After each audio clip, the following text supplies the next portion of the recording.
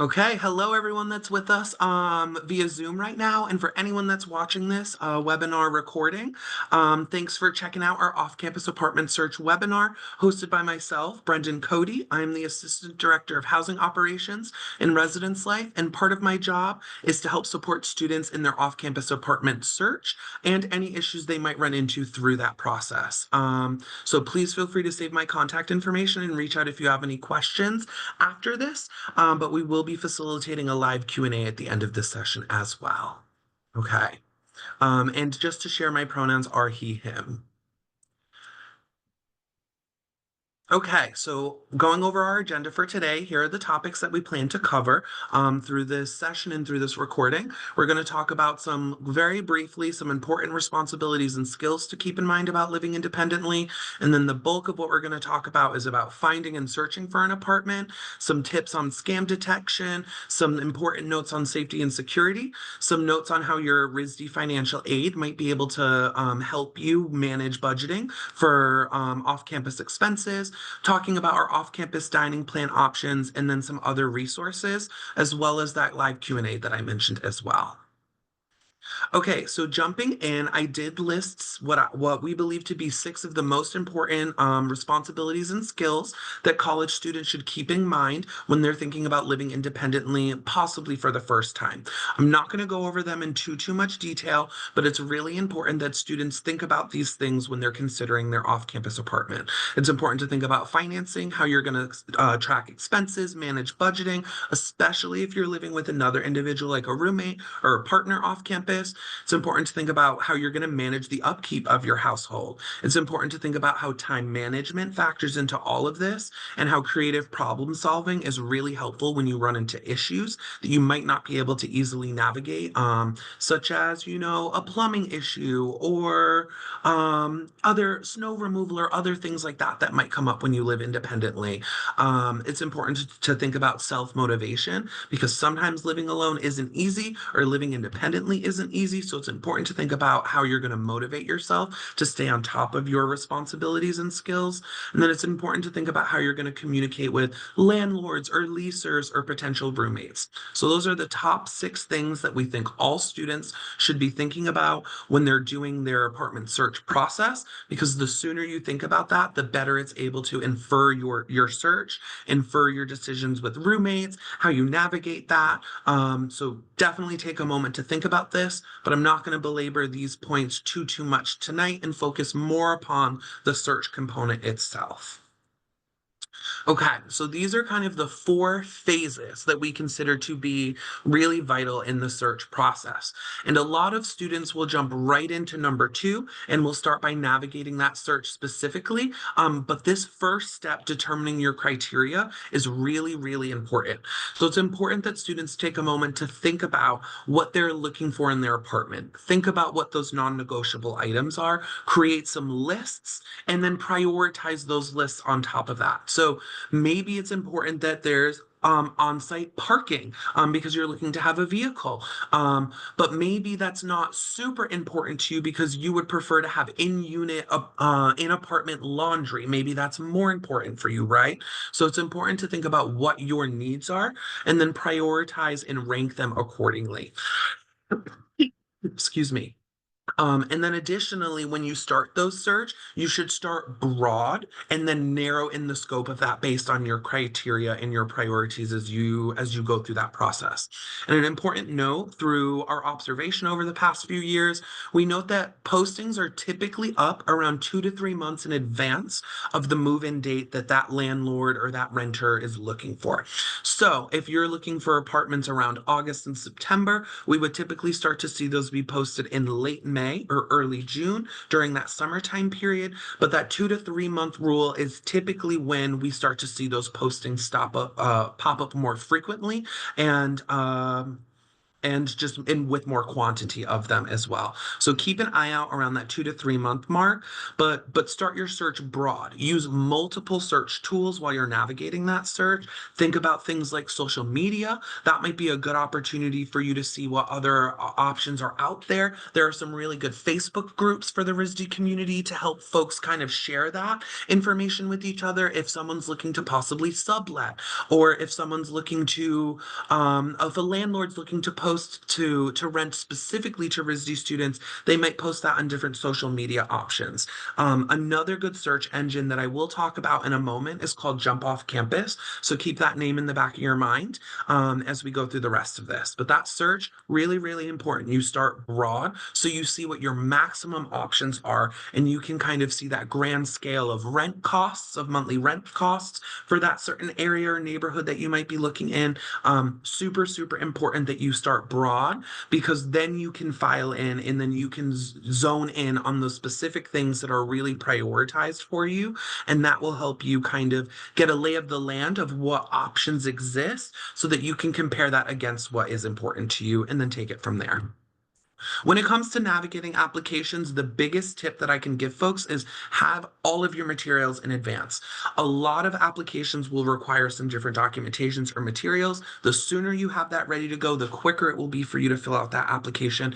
And sometimes that timing is really, really important, especially if you find an apartment that you are really, really interested in and you really want to land in that space. If you have to wait to get some, proof of income or to get some references lined up, then that might bog down that process while other people are filling those applications out at the same time. So if you're able to connect with folks, have some references in your back pocket, if you're able to have a credit report ready to go, or the ability for them to process a credit check, all of that stuff, super, super important for you to have in advance, because you'll be surprised how a day or two can really influence, a leaser's decision on who they're offering that space to at the end of the day. And if you don't want that time to be bogged down from you seeking out materials, you need to submit your application paperwork for it to even be considered in that process. And then last but certainly not least, you sign that lease, and congrats, you did it. You found that space. And signing that lease is that last step. The biggest thing to note about leases is you need to make sure you read that lease thoroughly and multiple times prior to your signing it. They can be really, really dense legal documents, but at the end of the day, a lease is essentially a legal document where you're making an agreement with a landlord or a leaser who is essentially saying they're agreeing to give you this space under these conditions. So you need to know what those conditions are, because if you fail to meet those conditions, then there can be a multitude of bad things that could come up down the road. And it's really important you essentially know what you're getting yourself into, and you know what those expectations are between you and your landlord. Yeah, so biggest things to take away from the finding and searching for an apartment process is you want to make sure that you prioritize a list of what's important to you in advance, and that you start that search broadly about 2 to 3 months at minimum in advance of when you're looking to move in. The sooner you start the search, the better, but 2 to 3 months is that sweet spot. Okay, now talking about how to search, where do I go to search? We have this great resource that we partner with, but we are not directly affiliated with, called Jump Off Campus. So this is a third-party platform. The cool thing about Jump Off Campus is this is where when folks from the local Providence community reach out to the Residence Life office, if they say to us, hey, Brendan, I have an apartment I really want to lease to a RISD student for the upcoming year, we send them to this entity to post that apartment there. So this is a really good resource for RISD students to go to, specifically because the folks posting are looking to lease to college students and specifically RISD students. The URL for this is risd.jumpoffcampus.com, and we do have links to them from our website as well. So definitely check them out. I will be transparent. The downside to Jump Off Campus is there usually is not a wide array of postings at any given time. There's usually just a handful, but Jump Off Campus is a great resource because this is a company of people who intentionally go through these postings to detect scams, which is what I'm going to talk about next. And that's really, really helpful because it can help you know with more certainty when you're considering an apartment that's posted on Jump Off Campus that that apartment has been vetted more than it has been on other more public platforms such as apartments.com or Zillow. So that peace of mind can be really helpful when you're going through that process. So we definitely encourage you to check them out. Full transparency, there's no money exchange. We don't gain anything from advertising them. They don't really gain anything from working with us directly, but they are a third-party platform that is a really good resource for the RISD community. So definitely check them out. This is a map of RISD rides and just a map of Providence in general. The closer you get to the center where all those little blue dots are is closer to RISD. This is just a helpful note for folks to keep in mind because RISD does not offer parking permits to students. So we always like to share this as a resource for folks that might be living off campus and have vehicles. You would be navigating public Providence parking, street parking to park close to RISD campus. So we encourage folks to keep in mind RISD rides because if you live within this area, there is a good chance that RISD rides might be able to pick you up and bring you to campus or meet you closer than having you walk all the way to campus. Additionally, just as a quick note, all RISD students have access to RIPTA, which is public transit through Rhode Island. So that's a cool free perk to be a RISD student. So definitely check out the RISD the RIPTA public transit routes just when you're going through your apartment search and you're factoring transportation into that. Okay, scam detection tips. So, unfortunately, there is a big space in the renting market to essentially take advantage of college students through scams. So, we always like to take a moment and educate RISD students on how to detect scams so that you can best protect yourself through that process.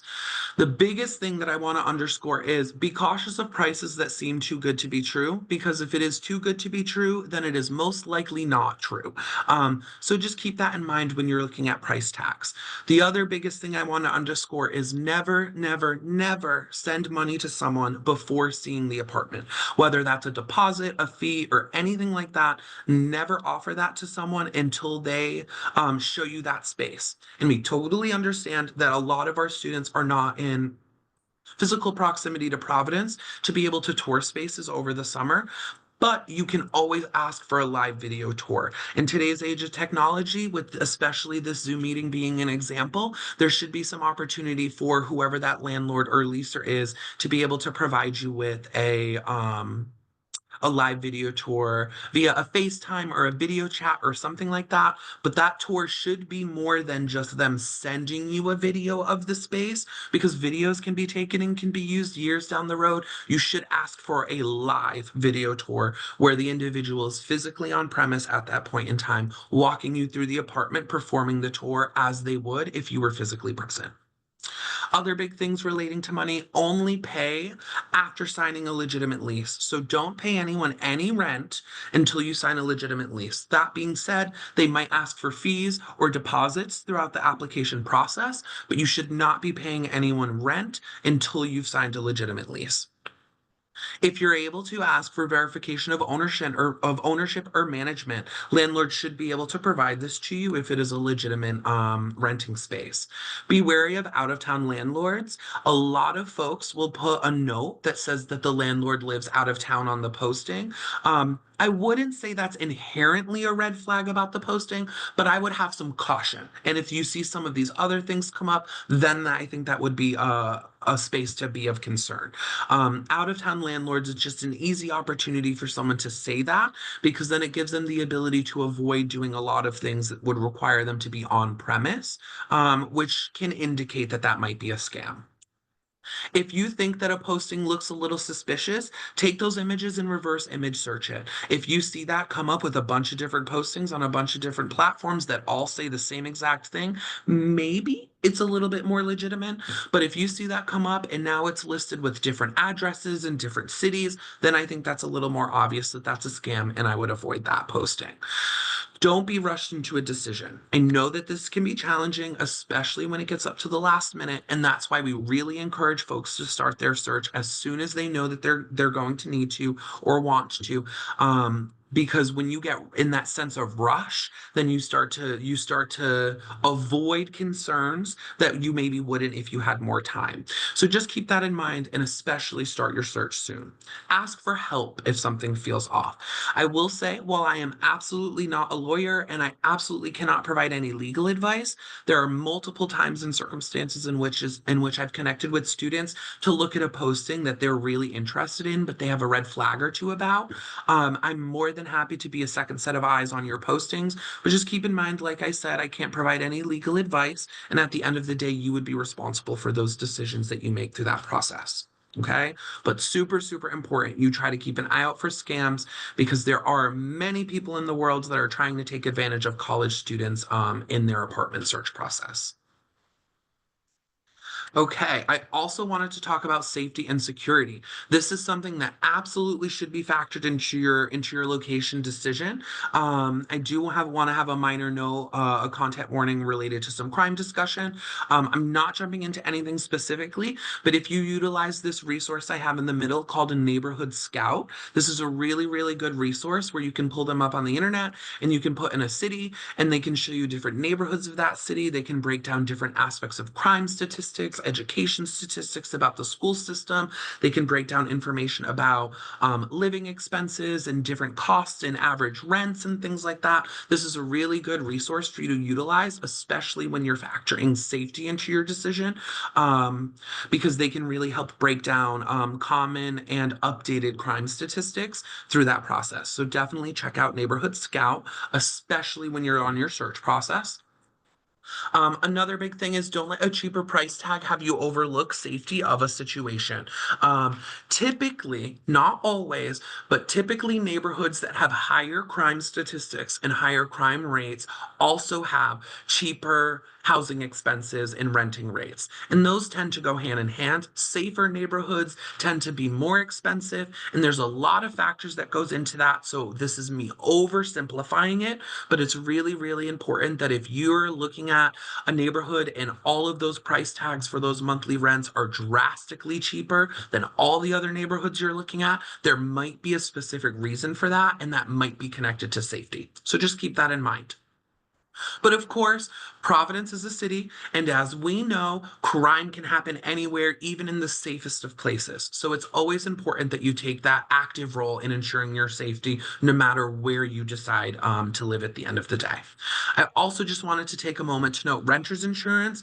Renter's insurance is something that a lot of college students are not super familiar with, but it can be very beneficial should there be any, mass damages like a flood or a fire or anything like that that happens. I highly encourage you to take a moment to look that up, do some independent research on renter's insurance, and I would encourage you to consider purchasing a renter's insurance policy for yourself just because it could help, financially compensate you for any significant losses for a variety of different things. And it all depends from policy to policy, but definitely take some time to check that out, especially if you're living off campus. Okay, some other good stuff that we wanted to talk about. I connected with our student financial services team so that I could share some information about RISD financial aid and how that could be utilized to cover off-campus living expenses. So all financial aid becomes refundable to students. For some information and context, students who live on campus and then later move off campus will typically lose about $17,000 in billed room and board charges. That expense does change year to year along with our housing rates and the cost of tuition changing. But with that reduction in balance, if the financial aid that a student had previously covered that amount, the equivalent amount of that aid is now refunded. Essentially and simply put, if you have a financial aid package that goes in excess of what your bill covers, that is refunded to you typically during the first week of each semester.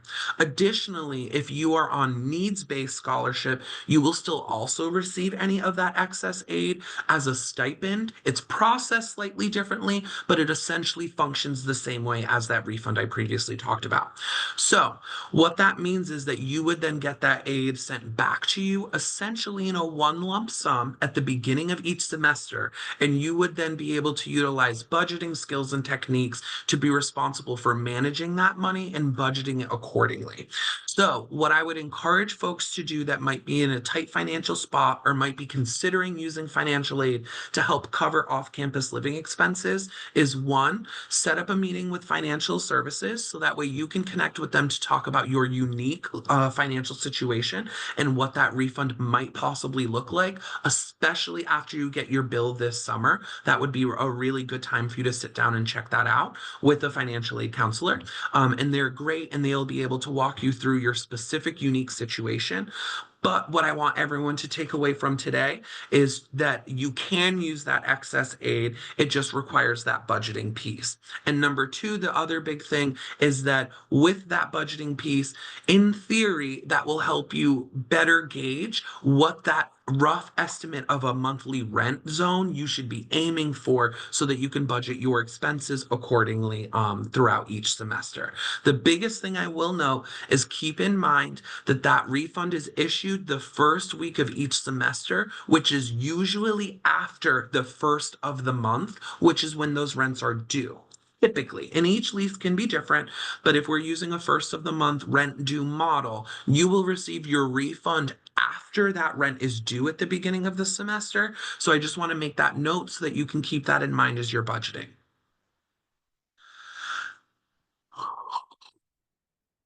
Additionally, we wanted to take a moment just to share some information from our dining office about off-campus dining plans. Here are the three plan options for students that are currently listed on the dining website.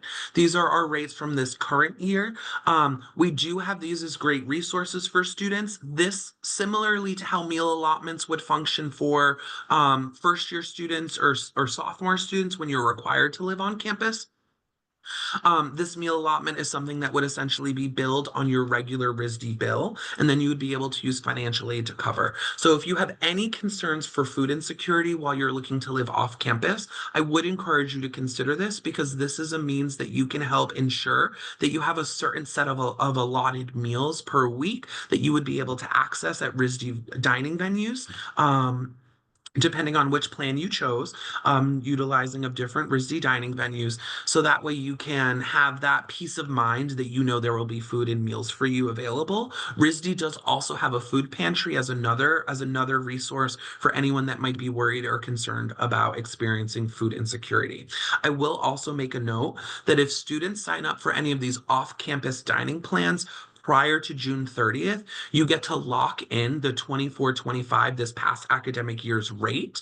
But past that point, that is when the rates will increase for the next academic year. So if you know you're going to grab the off-campus dining plan, I would encourage you to do that by June 30th, and it will most likely help you save, well, not most likely, it will help you save just a little bit of money. Okay, some other miscellaneous resources I wanted to share with folks. We'll include these resources. I'll send links into the chat before I end today so that you can grab a hold of them. And we'll include them with a copy of a link of this video recording as well. But I always like to share the Rhode Island Landlord Tenant Handbook with any student that's talking to me about living off campus, because while this is a large document that is very dense with legal text, this is a great tool and resource for off-campus students to utilize to understand their rights and responsibilities as a tenant, and to understand the rights and responsibilities of a landlord as guided through federal and Rhode Island law. So I definitely encourage folks to check that out if you have questions, excuse me, about different processes of being a tenant or being a landlord. I also have an article linked here about apartment budgeting tips. This article is phenomenal. It goes into all the details about what do you do if you have to budget for furniture? What if you don't have to budget for furniture? Don't forget about things like toasters or pots and pans or, decor or other facets of living in an apartment. Things such as utilities, obviously your rent, weekly meal expenses or food budgeting. transportation costs, all of that good stuff. This article really factors all of that in, so I'll be sure to share that with folks as well, just so you can keep in mind things that you might have forgotten or things that you might have thought about. Also, we just revamped and updated our Living Off Campus website. This website is managed through my office, Residence Life, but this website has a lot of great resources, a lot of stuff that I talked about today, tips and tricks, but it also has a lot of great resources for folks that are actively living off campus, tips on how to navigate conflict when there isn't an RA there to support you through that conflict, and so much more. So definitely check that out. A lot of our links and resources that I've talked about through this presentation are present on that website. And then lastly, just as a reminder, in case folks weren't aware, all RISD resources are still available to off-campus students. So that includes RISD Health Services, RISD CAPS, that includes attending events, that includes our dining venues, that includes the Residence Life office. If you are an enrolled RISD student, you absolutely still have access to all RISD resources, not just resident students. All RISD students have access to that, and I just like to remind folks of that. Okay, I think that's the meat of everything I wanted to kind of cover through our presentation, but I'm absolutely open to check in our Q&A to see if there were any questions asked, and to check our chat to see if there were any questions asked. So if anyone present on the Zoom has any questions, please feel free to throw them in the chat or the Q&A right now, and I'll help you out.